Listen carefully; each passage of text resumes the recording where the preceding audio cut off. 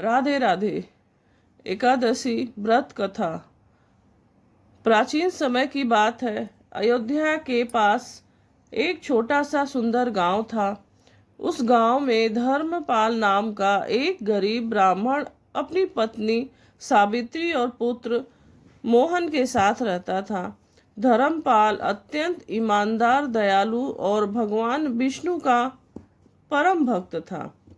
गरीबी होने के बावजूद वह प्रतिदिन पूजा पाठ और भजन करना कभी नहीं छोड़ता था। धीरे धीरे समय बीतता गया। गांव में अकाल पड़ गया, खेत सूख गए, पशु मरने लगे और लोगों के घरों में अन्न का एक दाना भी नहीं बचा। धर्मपाल का परिवार भी भूख और कठिनाइयों से घिर गया। कई दिनों तक उन्हें भरपेट भोजन नहीं मिला।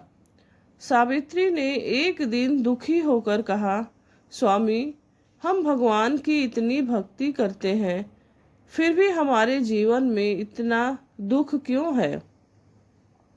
धर्मपाल ने शांत स्वर में कहा, देवी, भगवान अपने भक्तों की परीक्षा लेते हैं। हमें धैर्य और विश्वास नहीं छोड़ना चाहिए। एक दिन धर्मपाल भोजन की तलाश में पास के जंगल की ओर गया। वहां उसे एक वृद्ध साधु दिखाई दिए। साधु का तेज अद्भुत था। धर्मपाल ने आदर पूर्वक उनके चरण स्पर्श किए और अपनी सारी परेशानी बताई। साधु मुस्कुराए और बोले, वत्स, तुम्हारे दुखों का अंत निकट है। तुम श्रद्धा और नियम से एकादशी का व्रत करो। भगवान विष्णु की कृपा से तुम्हारे जीवन में सुख, शांति और समृद्धि आएगी। धर्मपाल ने विनम्रता से पूछा, गुरुदेव, एकादशी व्रत का महत्व क्या है? साधु बोले, एकादशी का दिन भगवान विष्णु को अत्यंत प्रिय है।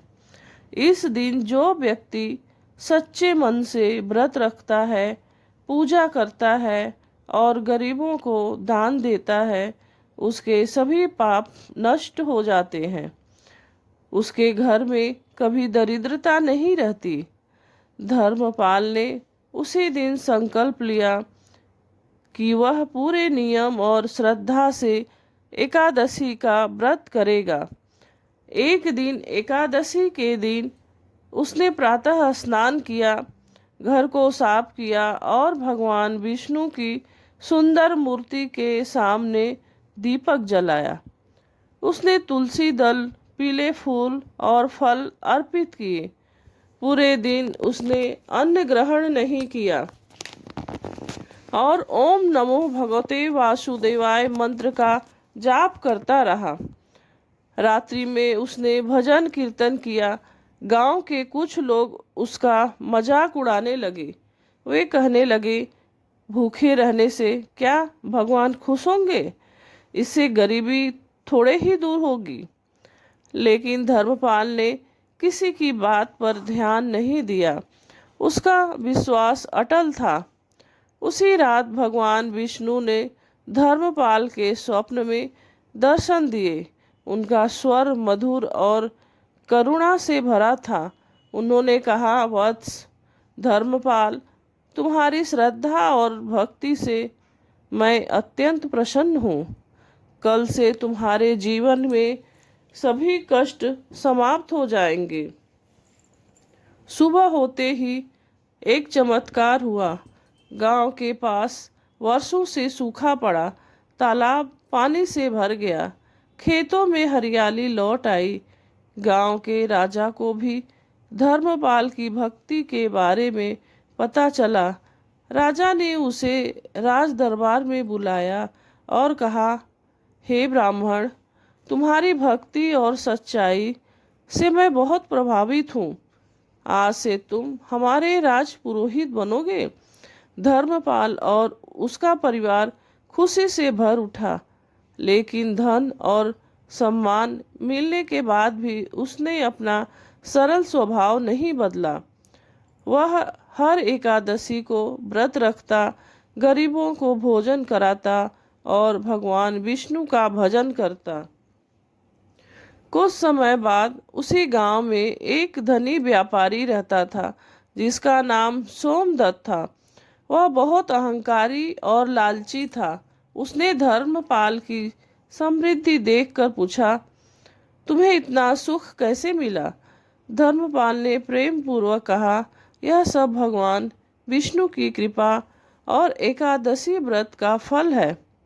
सोमदत्त ने सोचा कि यदि व्रत करने से इतना धन मिलता है तो वह भी व्रत करेगा, लेकिन उसके मन में श्रद्धा नहीं थी, केवल लालच था। उसने दिखावे के लिए व्रत रखा, लेकिन पूरे दिन लोगों को अपमानित करता रहा। रात्रि में उसे भयानक स्वप्न दिखाई दिए। उसने देखा कि उसका सारा धन नष्ट हो गया है। भयभीत होकर वह अगले दिन धर्मपाल के पास पहुंच गया और बोला, मुझे क्षमा करे, मैंने केवल धन पाने के लिए व्रत किया था। अब मुझे समझ आ गया कि भगवान केवल सच्चे मन की भक्ति स्वीकार करते हैं।